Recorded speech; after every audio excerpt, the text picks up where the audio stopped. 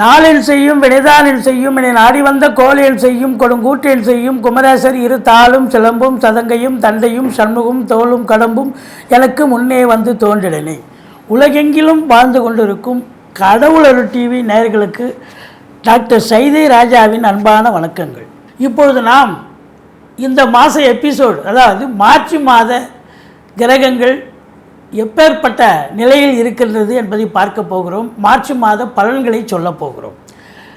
மேஷத்தில் குரு பகவான், கன்னியில் கேது பகவான், மகரத்தில் செவ்வாய் சுக்கிரன் இருக்கிறார்கள், கும்பத்தில் சூரியன் புதன் சனி பகவான் இருக்கிறார்கள், மீனத்தில் ராகு இருக்கிறார். இந்த 1ஆம் தேதியே, மார்ச் 1ஆம் தேதியே புதன் மீனத்துக்கு சென்று விடுகிறார்.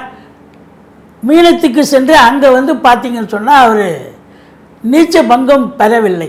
அதனால் புதனுடைய ஆதிக்கம், அதாவது நரம்பு சம்பந்தப்பட்ட பிரச்சனை உடையவர்களுக்கு இந்த மாதம் கொஞ்சம் விழிப்புணர்ச்சியாக இருக்கணும். இது பொது பலனுங்க. அதோடு பார்த்தீங்கன்னு சொன்னால் சுரங்கங்களில் மண் சரிவு ஏற்படும், சுரங்கங்களில் விபத்துக்கள் ஏற்படும், மலை பிரதேசங்களில் மண் சரிவுகள் ஏற்படும்.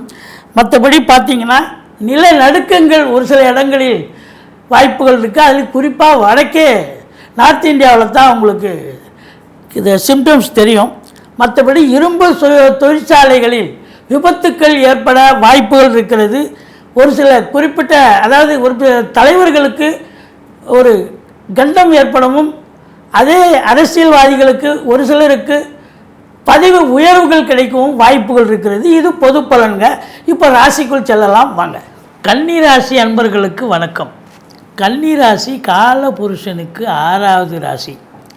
புத பகவான் ஆட்சி உச்சம் பெறும் வீடு. இப்பொழுது புத பகவான் மீனத்தில் நீச்ச நிலையில் இருக்கிறார். எப்போவுமே ஒரு ராசிநாதன் நீச்ச நிலையில் இருந்தால் நீச்ச பங்கம் பெறுகிறாரா? இல்லை. அப்போது நீச்ச நிலையில் இருந்தால் உங்களுக்கு ஒரு கன்ஃபியூஸ்டு நிலை இருக்கும். அதாவது உங்களை நீங்கள் குழப்பி அடுத்தவங்களையும் நல்லா குழப்பக்கூடிய ஒரு நிலை, கன்ஃபியூஸ்டு நிலையில் இருப்பீங்க. சாதாரணமாக நீங்கள் ரொம்ப டேலண்டட் பர்சன், ரொம்ப அதிபுத்திசாலின்னு சொல்லணும் கன்னி ராசியில் பிறந்தவங்க.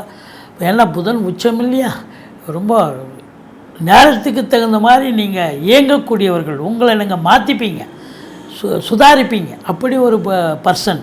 ஆன போதிலும் உங்கள் ராசிநாதன் நீச்ச நிலையில் இருப்பதால் கொஞ்சம் எச்சரிக்கையாக இருக்க வேண்டும். மற்றபடியெல்லாம் அவரே 10 குடையவனாகவும் ஆயிடுறாரு. மற்றபடி உங்களை பொறுத்தவரையிலையும் குரு பார்வை கோடி நன்மை. மற்ற கிரகங்களுடைய சஞ்சார நிலை ஓரளவுக்கு நன்மை பயப்பது, குரு பார்வையும் இருக்கிறது. அதனால் ஓரளவுக்கு இந்த கன்னி ராசியில் பிறந்த அன்பர்களுக்கு இந்த மார்ச் மாதம் ஓரளவுக்கு நன்மைகளை தரும் அப்படின்னு சொல்லலாம். பாருங்கள், இந்த கன்னி அப்படின்னும்போது உத்தரம் 2, 3, 4 பாதங்கள், அஸ்த நட்சத்திரம், சித்திரை 1, 2 பாதங்கள் உள்ளடக்கியது. இப்போ இந்த குரு பார்வை கோடி நன்மைன்னு சொன்னோம். குரு எங்கே உட்காந்துருக்கார்? 8ஆம் இடத்துல இருக்கார். அவர் யார் அப்படின்னா 4க்கும் 7க்கும் உடையவர். 8ல் போயிட்டார். 8க்கு போனாலும் அவர் பார்வை பாருங்கள் உங்களுக்கு 2ஆம் இடத்து பதியுது. 2ஆம் இடம் குடும்பஸ்தானத்தை குரு பார்த்தா அதை விட ஒரு சிறப்பு வேறு என்னங்க வேணும்? இந்த குடும்பாதிபதி என்று சொல்லக்கூடிய சுக்கிரனும் உங்களுக்கு 5ஆம் இடத்தில் முதல் வாரம் சஞ்சாரம் செய்கிறார் மகரத்தில். அடுத்தது 6ஆம் இடத்துக்கு போயிடுறார் கடைசி 3 வாரம். இருந்த போதிலும் உங்களுக்கு பணம் பல வகையில் இருந்து பையை நிரப்பும்னு சொல்லணும். ஏன்னா தனக்காரகன் தனஸ்தானத்தை பார்த்தால் தன பிராப்தி உண்டு. கொடுக்கல் வாங்கல் சிறப்பாக இருக்கும்.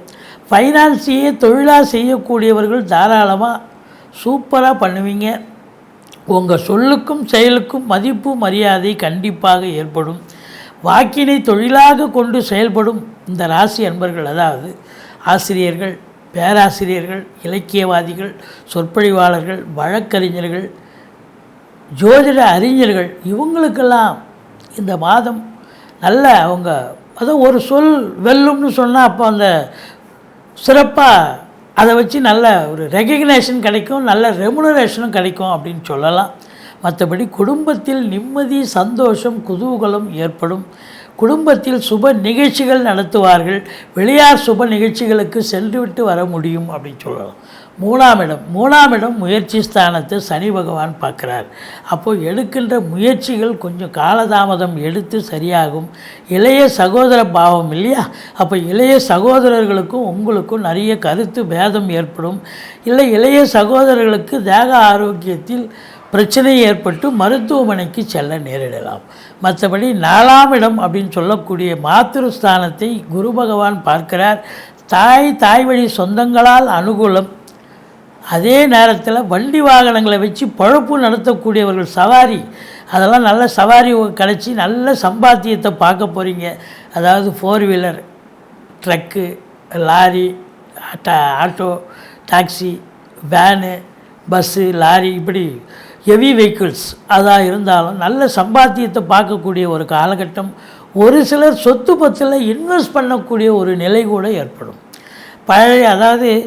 பழைய வண்டி விற்றுட்டு புது வண்டி வாங்கலாம். இல்லை ஒரு சிலர் பார்த்திங்கனாக்கா இடம் வாங்கணும், பூமி வாங்கணும், வீடு கட்டணும், ஃப்ளாட் வாங்கணும் அப்படின்னு உங்கள் அபிலாஷை, நீண்ட நாள் அபிலாஷை இருக்கும். அந்த அபிலாஷை நிறைவேறக்கூடிய ஒரு காலகட்டம் அப்படின்னு சொல்லலாம். எது எப்படி இருந்த போதிலும் பிள்ளைகளுடைய உயர்கல்வி மிக சிறப்பாக இருக்கும். சுகஸ்தானம்னு சொல்லக்கூடிய இடம், சுகவாசியாக இருப்பீர்கள் இந்த கன்னி ராசியில் பிறந்த அன்பர்கள் இந்த மார்ச் மாதம். அடுத்தது 5ஆம் இடம். 5ஆம் இடத்தில் சுக்கிரன் முதல் வாரம் இருக்கிறார், உங்களை செவ்வாயும் இருக்கிறார். உங்களை பொறுத்தவரையிலையும் முதல் வாரம் இந்த 2 குடையவன் 5ல் இருக்கிறது மிக மிக சிறப்பு. நல்ல சம்பாத்தியம் இருக்கும், சேவிங்ஸ் இருக்கும். ஆனால் அதுக்கப்புறம் கடைசி 3 வாரம் உங்களுக்கு 6ஆம் இடத்துக்கு சென்று விடுவதால் பணம் பல வகையிலிருந்து வந்தாலும் கூட செலவு காத்துட்ருக்கோம். இந்த கன்னி ராசியில் பிறந்தவர்களுக்கு பெரிய கடனை அடைச்சங்க, பெரிய திருப்தி அப்படின்னு சொல்லக்கூடிய ஒரு நிலை ஏற்படும். காசு பணம் தங்குமா அப்படின்னு சொன்னால் வர்ற காசு செலவு அப்படியே கடனை கொடுக்கறதுக்கு சரியாகும். அந்த அளவுக்கு உங்களுக்கு 2 குடையவன் 6ஆம் இடத்துக்கு போயிடுறார். அதனால் செலவினங்கள் ஏற்படும். கொஞ்சம் எச்சரிக்கையாக நடந்து கொள்ளுங்கள். எது ரொம்ப எசென்ஷியலோ அதை மட்டும் எடுத்து செலவு பண்ணுங்க. கச்சிதமாக இருந்தால் தான் சாதிக்க முடியும் அப்படின்னு சொல்லணும்.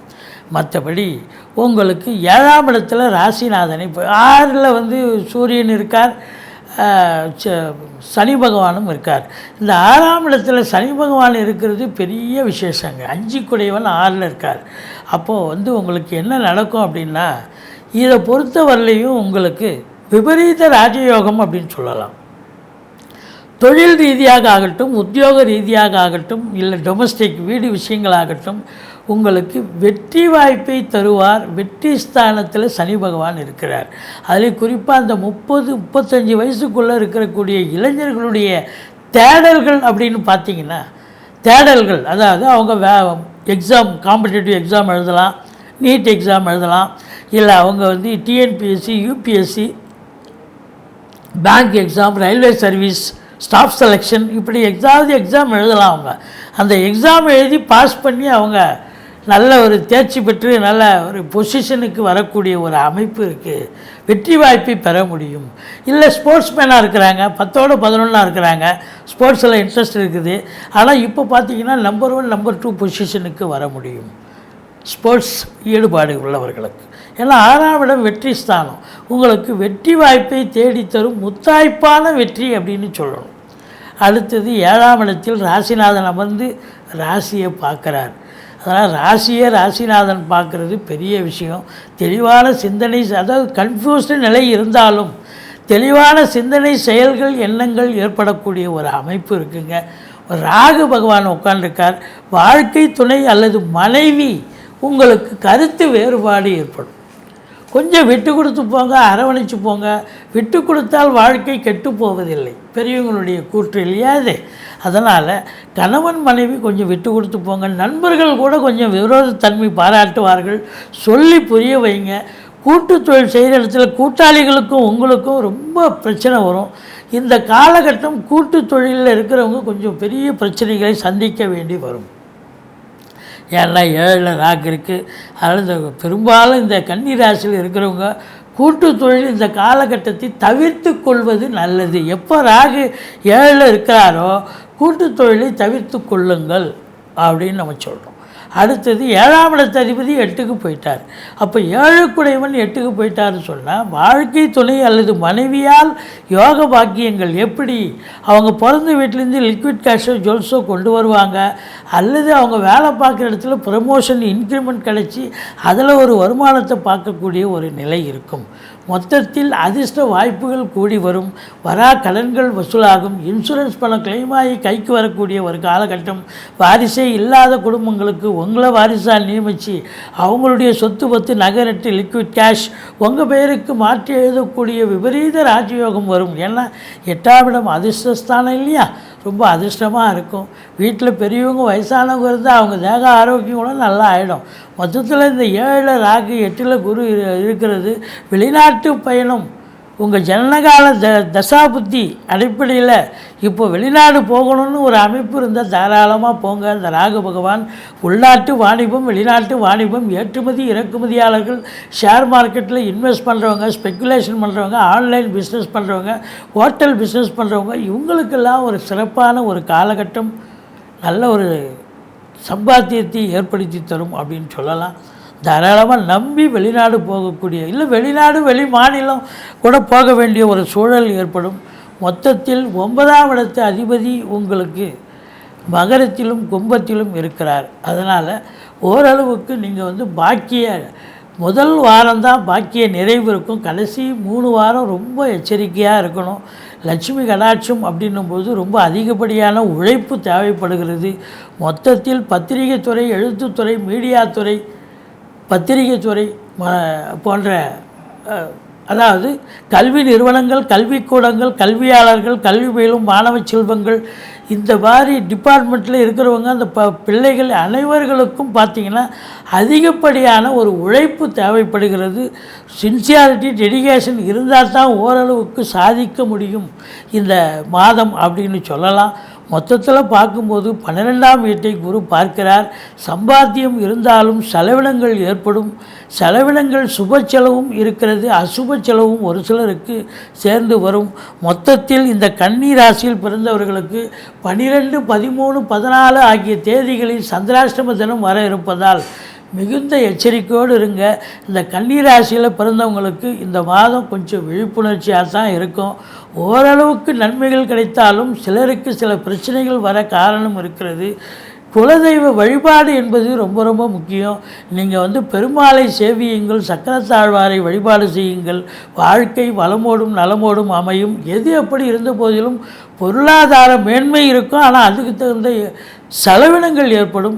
சிலருக்கு மன உளைச்சல் ஏற்படக்கூட காரணம் இருக்கிறது. எச்சரிக்கையோடு இருந்து கொள்ளுங்கள். நன்றி, வாழ்க வளமுடன். கடவுள் அருள் டிவியை பார்த்தமைக்க நன்றிகள். மேலும் இது போன்ற தகவல்களை தெரிந்து கொள்ள கடவுள் அருள் டிவியை சப்ஸ்கிரைப் செய்யுங்கள். மறக்காமல் பெல் ஐக்கானை கிளிக் செய்யுங்கள்.